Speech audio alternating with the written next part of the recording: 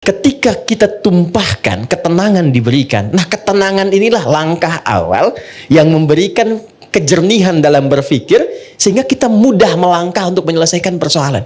Ketika jernih itulah baru Allah kirimkan solusi. Demi Allah saya katakan, sahabat-sahabat Nabi dan tabi'in generasi setelah itu, yang mengaji dari topik ini, tema bisnis, itu setelah belajar mempraktekkan, tidak pernah ada yang kembali modal. Semua kembali untung. Dan kekayaannya itu di atas rata-rata. Allah ajarkan satu kalimat yang saat diberikan, semua yang kita harapkan dapat. Apa kalimatnya?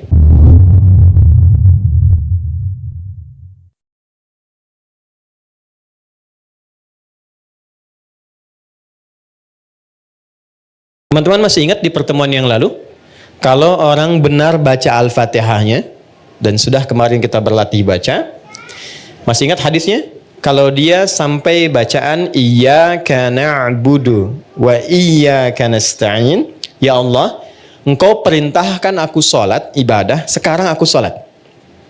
Dan Engkau janjikan saat aku sholat, Engkau akan mengabulkan apa yang aku mohonkan. Sekarang aku punya kesulitan, mohon mudahkan dan kabulkan apa yang akan aku mohonkan. Itu yang dimaksud Iyyaka na'budu wa iyyaka nasta'in. Oke, sekarang saya mau tanya sama teman-teman. Kalau kita diperkenankan untuk meminta apa saja dan itu dikabulkan, kira-kira mau minta apa? Surga. Baik, surga kan di akhirat ya. Rezeki. Baik, rezeki di dunia ya. Sehat, apa lagi? Banyak ya? Banyak ya? Dulu kalau nggak salah ada acara di TV itu dalam semenit ambil apa aja gitu kan? Ya, yang kamu inginkan kan? Ternyata nggak sempat keambil juga semua ya? Oke? Nah, lihat hadisnya. Hadza baini wa baina abdi wa li abdi ma sa'al. Ini perjanjian untukku dan untuk hambaku. Kalau hambaku benar pada bacaan ini sampai di titik ini dari awal dia sholat, apapun yang dia minta aku akan berikan. Apapun yang dia minta aku akan berikan. Dan tidak sedikit orang soleh, termasuk para nabi, orang-orang soleh yang hidup di setiap generasi, kalau setiap ada masalah rata-rata sholat. Demi Allah, rata-rata sholat. Saya tidak bermaksud memberikan nasihat ya, hanya sharing saja. Ada pesan di Quran gini, kalau sedang ada masalah, khususnya di rumah tangga, itu curhatkan di atas sajadah. Itu poinnya. Kalau sedang ada masalah, khususnya di rumah tangga, curhatkan di atas sajadah. Itu ada di Quran surah ke-12 ayat 86.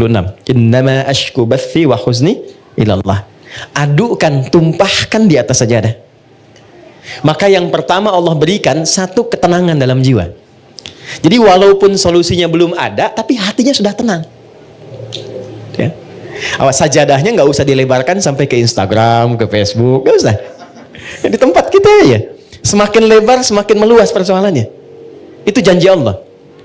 Yang kedua, ketika kita tumpahkan, ketenangan diberikan. Nah, ketenangan inilah langkah awal yang memberikan kejernihan dalam berpikir, sehingga kita mudah melangkah untuk menyelesaikan persoalan.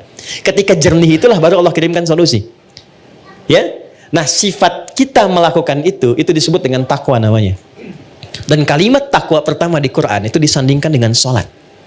Takwa itu disebutkan 240 kali dalam Quran. Pertama kali disebutkan, disandingkan dengan sholat. Quran surah 2, ayat 2 sampai 3. Dzalikal kitabu la raiba fi hudal lil. Siapa muttaqin orang takwa di situ? Ayat 3-nya. Alladzina yu'minuna bil ghaibi wa yuqimunas. Nah, takwa disebutkan 240 kali dalam Al-Quran. Amalan pertamanya sholat. Dan 240 ini dibagi 3 segmen. Ada segmen ritual seperti sholat ini, ada segmen sosial seperti berbagi dengan sesama, Ali Imran ayat 133, ada segmen rumah tangga. Dan ini segmen rumah tangga ditempatkan ya di persoalan tertinggi di rumah tangga yang mengantarkan pada puncaknya, yaitu perselisihan yang menghadirkan misalnya perpisahan, disebut dengan tolak. Ini ditempatkan di Quran surah 65, surahnya surah At-Tolak, ayatnya persis sama dengan ini, 2-3. Coba lihat. Ini bukan dimirip-miripin ya, saya nggak punya TikTok deh yang sekali ketik langsung tok jadi gitu ya. Enggak. Ini ada ilmu tentang keserasian ayat-ayat dan nomor-nomor dalam Quran. Ditempatkannya di sini. Wa may yattaqillaha yaj'al lahu makhraja. Siapa yang mampu meningkatkan takwanya kepada Allah dalam konteks ini, yuk salat.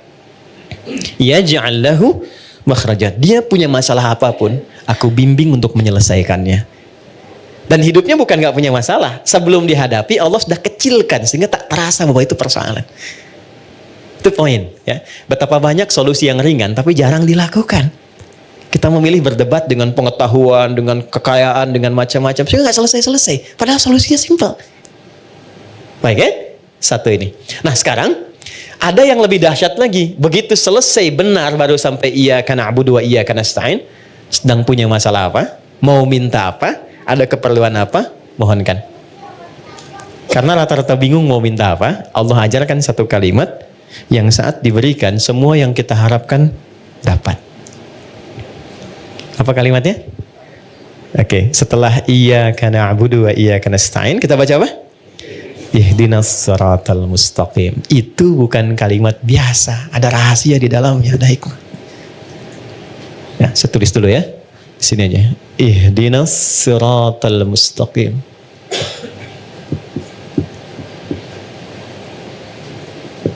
Ya.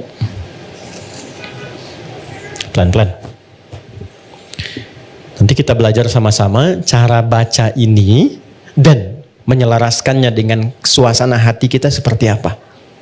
Karena ini dijawab nanti ketika kita baca ada jawabannya di ayat lain. Baik ya? Ihdinas siratal mustaqim. Nah, teman-teman kalau diterjemahkannya apa? Tunjukkan kami jalan yang lurus. Itu terjemah tekstual. Baik ya? Itu bisa efektif dibaca saat haji nanti. Ya, saya pernah jadi petugas 2010. Ada jemaah tersesat. Keluar dari maktab dia bingung ketemu tentara orang Arab, dia nanya. Jadi orang Arab yang nggak bisa bahasa Indonesia, dia nggak bisa bahasa Arab. Tapi pintar orangnya. Tidak putus harapan, dia buka gawang maktabnya, ditunjukkan. Pak katanya, ihdinas siratal mustaqim. Tunjukkan saya jalan yang lurus ke maktab. Ya? Tapi yang hebat tentaranya itu juga nggak kalah cerdik. Begitu dilihat maktabnya kan ada di gelangnya itu. Maka dia tunjukkan siratal ladzina an'amta 'alaihim ghairil maghdubi 'alaihim waladdallin. Lulus jalan ini, jangan belok-belok kamu sampai gitu. Itu pernah kejadian. Oke. Ihdina. Ya Allah mohon tunjukkan kami. Ihdina itu dari ahda yuhdi, asalnya dari hidayah. Hidayah superlatifnya hudan. Oke, pelan-pelan. Ihdi itu bentuk permohonan. Berikan kami hudan. Ini asalnya. Asalnya pelan-pelan. Berikan kami hudan. Apa itu hudan? Hudan itu asalnya semua solusi yang kita butuhkan dalam hidup. Simpel sekali. Semua solusi yang kita butuhkan dalam hidup. Contoh, Al-Quran itu disebut hudan oleh Allah. Al-Baqarah ayat 185. Ya syahrul Ramadan alladzi unzila fihil Quran hudan linnas.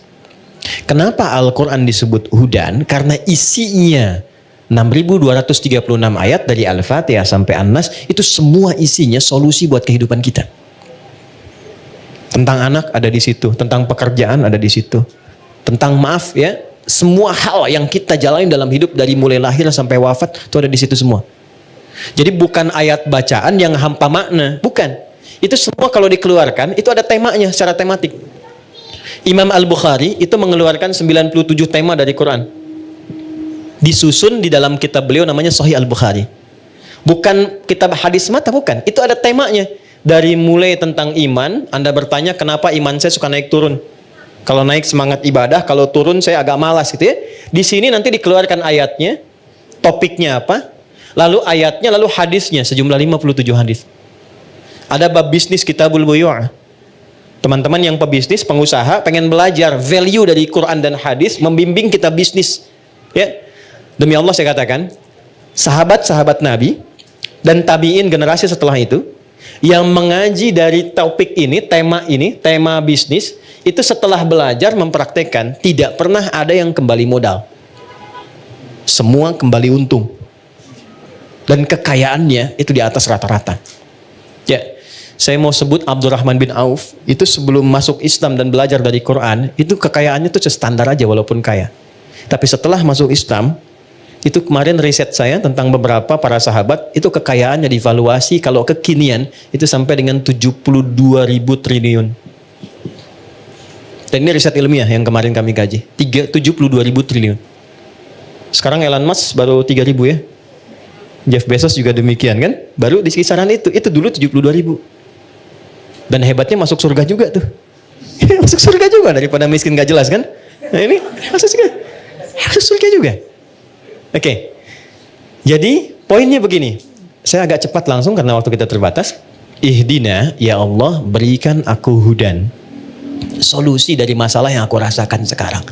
Nah, saat teman-teman membacakan itu, coba di hatinya rasakan sedang punya masalah apa yang dirasakan. Gitu. Ini jarang dibaca begitu kan? Kan normal saja kan? Ihdinas siratal mustaqim, siratal ladzina an'amta 'alaihim ghairil maghdubi 'alaihim waladdallin. Amin, selesai. Sampai di situ benar untuk menggugurkan rukun dalam salat. Sah salatnya. Tapi Anda nggak dapat ini. Nggak dapat kenikmatannya. Jadi begitu Anda bacakan ihdinas siratal mustaqim, rasakan dalam hati kita, nggak perlu diungkapkan. Kita belum sujud. Nggak perlu diungkapkan. Rasakan dalam hati ada masalah apa yang dibawa dalam sholat. Karena Allah itu Maha tahu orang sholat itu pasti punya persoalan. Pasti bawa masalah. Ini kan tenang-tenang senyum-senyum itu ya boleh jadi juga ada masalah kan. Nggak semuanya tenang kan dalam hatinya kan. Sama. Nggak ada orang dari subuh sampai zuhur nggak punya masalah. Itu nggak ada itu. Ya, nggak ada. Semua orang punya persoalannya. Maka Allah tunggu sampai zuhur itu. Kita minta supaya diselesaikan. Maka ketika selesai zuhur, nikmat kita menjalani siang sampai sore. Itu hikmahnya demikian. Filosofinya begitu. Jadi begitu Anda bacakan, ihdinas siratal mustaqim, ya Allah, mohon berikan solusi. Kan? Atas semua persoalan yang hamba sedang rasakan saat ini dan Engkau Maha mengetahui dengan itu semua. Oke. Lalu Allah berikan. Saya mau tanya teman-teman, mohon izin ya. Kalau diberi itu pengen cepat, pengen lambat? Ingin mudah, ingin sulit? Mudah kan? Baik. Kalau ada jalan berliku dengan jalan lurus, yang paling cepat yang lurus atau yang belok-belok? Lurus kan? Nah, lurus itu namanya siratal mustaqim. Mustaqim itu lurus, artinya mudah. Sirat itu lapang. Jadi sirat itu jembatan kan yang sering kita pahami ya, jembatan itu sebetulnya bukan jembatan sempit. Kan Nabi pernah sampaikan kayak rambut di bawah 7 kan? Ya kan? Nah, itu menjadi sempit pada orang yang banyak maksiat dan kurang amal. Tapi bagi orang yang dekat dengan Tuhan, dia mendedikasikan kegiatan di dunianya untuk beribadah kepada Allah dengan berbuat baik, maka itu menjadi lapang. Ketika lapang itulah menjadi sirat namanya. Paham? Baik, jadi seakan kita minta begini, ya Allah, mohon berikan aku solusi dan lapangkan saat aku menerimanya, serta mudahkan dalam prosesnya. Jelas? Lapangkan aku saat menerimanya dan mudahkan dalam menjalani prosesnya. Oke. Saya kasih pertanyaan, kalau bisa jawab saya kasih hadiah umroh ya. Saya serius. Saya serius. Bintang 5 di Mekah Madinah. Oke. Salat sendiri kan? Ya kan? Walaupun berjamaah kan kita sendiri kan? Ya kan? Nanti sifatnya jamaah dengan banyak orang. Kenapa di sini mintanya tunjukkan pada kami, padahal kita sendiri? Ihdina. Kenapa enggak ihdi? Oke, silakan.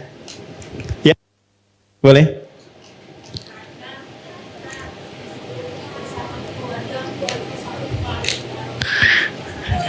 Bagus jawabannya. Sampai Cengkareng tuh.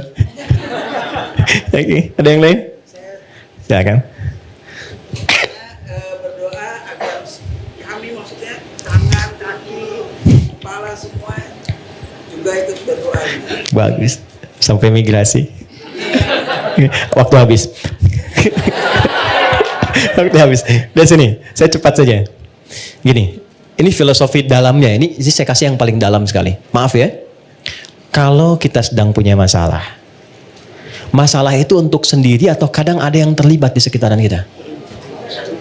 Oke. Bagi kita mudah, tapi mungkin bagi pasangan kita belum tentu itu mudah. Bagi kita dan pasangan mudah, tapi mungkin bagi ayah dan ibunya belum tentu mudah.